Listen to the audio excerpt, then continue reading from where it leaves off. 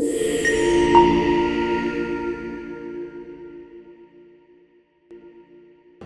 عليكم ورحمة الله وبركاته. أهلا بيكم، يا رب تكونوا بخير. معادنا مع السمري الخاص بالحصة اللي ناقشنا فيها شابترز 16 17 18 19 الكومبلمنت، immunity to microbes، mechanism of immunity، والتيومر immunology. 4 موضوعات احنا ناقشناهم مع بعض في حصة بنعمل لهم السمري بتاعهم، وده النظام اللي احنا معتادين عليه في السمري. احنا بنسبوت كده على البوينتس المهمة، بقول لك خد بالك خلاصة هذا الشابتر في الامتحان النقط دي، ما بنخرجش ان شاء الله باذن الله امتحاناتنا ما بتخرجش من هذا السمري. طيب اول شابتر معانا الحصص السمريز ما فيهاش شرح كتير، لان احنا معتمدين احنا بس بنتشيك كده على النقط المهمه. طيب نبدا باول موضوع الكومبلمنت البروتينز اللي كانت معديه في دمنا ان اكتف طالعه من الليفر، واتفقنا ان الكومبلمنت دول ايه اللي هينشطهم؟ هيتنشطوا بطريقه من 2، يا طريقه معتمدين على الانتي بوديز ودي سميناها كلاسيكال باثوي، يا طريقه غير معتمدين، طريقه بديله اللي احنا سميناها alternative pathway.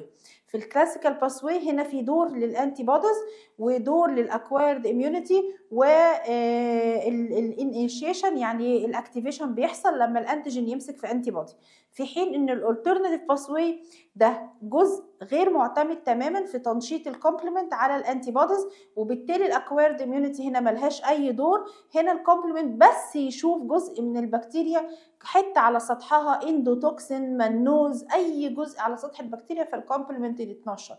عشان كده قلنا الكومبلمنت جزء من الانيت اميونيتي. السؤال في الحته دي في الامتحان يجي سؤال ام سي كيو regarding classical pathway، فين الجمله الصح؟ طب regarding alternative pathway، طب انت يا كومبلمنت وظيفتك ايه؟ قال لك انا وظيفتي يا اما دايركت سايتولايسيس يعني ادمر خليه، اتفقنا ان الكومبلمنت يتنشط يعمل لي مركب اسمه ماك، الماك ده بيخرم الخليه يعمل دايركت سايتولايسيس، او اساعد الفاجوسيتك سيلز انها تبلع ودي سميناها اوبسونايزيشن. الفاجوسيتك سيل عشان تبلع على طول فاجوسايتوزس، اما حد يساعدها في البلع اوبسونايزيشن. فده الموضوع اللي اسمه كومبلمنت. طيب نيجي بعد كده على الجزء الثاني. اتفقنا المناعه اللي ممكن تحصل في جسمنا، يا اما حضرتك هتشتغل وتعمل مناعه اللي سميناها اكتيف اميونايزيشن، او خدت مناعه جاهزه باسيف اميونايزيشن. في الاكتيف اميونايزيشن انت تعبت وشقيت وجهازك المناعي اشتغل، البي سيلز او التي سيلز. لكن في الباسيف اميونايزيشن انا نقلت لك مناعه جاهزه، اديتك انتي بوديز او اديتك تي سيلز جاهزه. طيب هنا عشان تحصل عمليه المناعه تحصل متاخر شويه، عقبال ما جهازك المناعي يشتغل فالعمليه بتحصل متاخر شويه. لكن هنا انت خدت في الباسيف خدت مناعه جاهزه فالمناعه بتحصل بسرعه، اللي تعبت فيه بيعيش اكتر، مش بس بيعيش اكتر بيكون ميموري، لكن الهديه اللي انت خدتها بتاخدها وتستعملها وخلصنا، ما بتعيش كتير ما بتعملش ميموري. الامثله يا اولاد، الامثله مهمه قوي قوي قوي قوي في الامتحانات. كل واحده من دول بنقسمها الى اكتيف اميونيتي، يعني الاكتيف او الباسيف، كل واحده من دول بنقسمها الى ناتشرال وارتفيشال. ناتشرال يعني مثال من عند ربنا، ارتفيشال يعني من صنع البني ادم. اللي من عند ربنا بينشط جهازك المناعي الانفكشنز، سواء كانت كلينيكال او سب كلينيكال، ظهر عليك اعراض او ما ظهرش. طيب ايه اللي من صنع البني ادم اللي بينشط جهازك المناعي؟ الفاكسين. طيب بالنسبه للباسيف مناعه جاهزه، ايه اللي من صنع ربنا؟ مناعه جاهزه هديه، الانتي بوديز اللي بتعدي من الام للبيبي سواء البلاسينتا او بتنزل في اللبن. طيب ايه اللي الهديه اللي من صنع البني ادم؟ الارتفيشال، لما اديك سيرم يجي لك دفتيريا او تيتانوس والحقك بسيرم. ده كده المثال بيجي في الامتحان يقول لك الفاكسين از ناتشرال اكتيف، ارتفيشال اكتيف، ناتشرال باسيف، وهكذا. فخد بالك الامثله دي مهمه جدا جدا في الامتحان.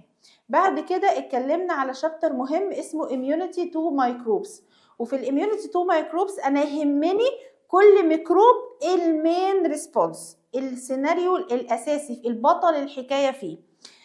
البكتيريا، بالنسبه للبكتيريا يا اما بكتيريا عايشه بره الخلايا، معظم البكتيريا بره الخلايا، يا اما عيله واحده رزله، عيله المايكوبكتيريم. عيله المايكوبكتيريم بتعيش جوه الماكروفاج.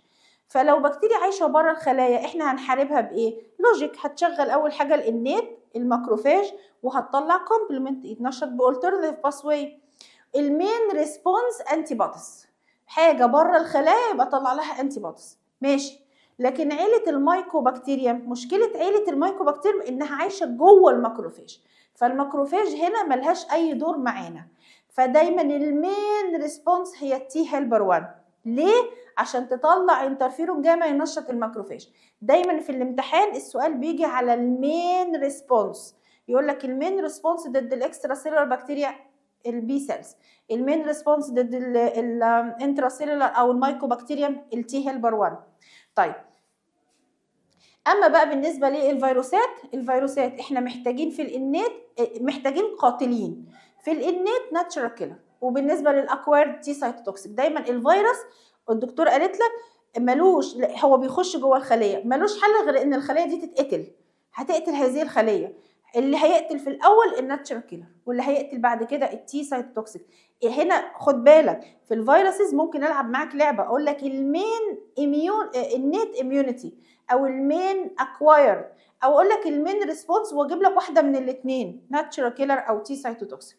طب بالنسبه للفيروس الفنجاي، بالنسبه للفنجاي بالنسبه للانيت اميونيتي احنا محتاجين الاول نيوتروفيل هي اللي بتحارب الفنجس، وعشان كده الناس اللي عندها نيوتروبينيا يعني النيوتروفيلز وقع فيهم بيجي لهم فنجل انفكشن كتير. سؤال بيجي كتير في الامتحانات، جمله بتيجي ترو اور فولس، الناس اللي عندها نيوتروبينيا يجي لها فنجل انفكشن، صح.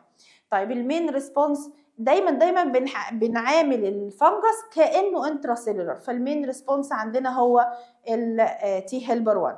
بعد كده اتكلمنا عن التيومر وقلنا عن التيومر، والدكتوره قالت لك بالنسبه للتيومر ما تحفظش كتير، التيومر يساوي فيروس، التيومر يساوي فيروس. الاول في عندنا مصطلح اسمه اميونو سيرفيلانس. يعني ايه اميونو سيرفيلانس؟ يعني جهازك المناعي واقف حارس ضد اي ديفلوبمنت اوف تيومر. طب ايه الدليل؟ ايه الايفيدنس على الاميونو سيرفيلانس؟ دايما التيومرز تحصل في الناس الكبار او الناس الصغيرين، جهازهم المناعي على المحك. رقم 2 دايما لقينا في بي سيلز وتي سيلز بتتكون ضد التيومر انتيجين. طيب دايما لقينا ان الناس الاميونو سابريسد بيحصل لهم تيومرز، يبقى اذا عشان جهازهم المناعي مش شغال حصل لهم تيومرز. الانيمالز لما بنحميها ضد بعض التيومرز ما بيحصل لهاش هذه التيومرز، يبقى دي كلها ادله على ان جهازك المناعي شغال. طب جهازك المناعي بيعمل ايه في التيومر؟ التيومر يساوي فيروس، بمعنى هطلع الاول ناتشرال كيلر، حاجه جوه الخليه يبقى الخليه لازم تتقتل، هطلع ناتشرال كيلر، هطلع تايب 1 انترفيرون، وبعد كده القاتله المحترفه اللي اسمها تي سايتوتوكسيك. طيب اتفقنا ان بعض التيومرز على سطحها حاجه اسمها انتيجينز، والانتيجينز دي انا ممكن استغلها في التشخيص، سميناها تيومر ماركر. طيب يا ترى اي انتيجين ينفع يبقى تيومر ماركر؟ لا، في خصائص معينه لازم تتوافر عشان انت تستغله كماركر. ايه الخصائص دي؟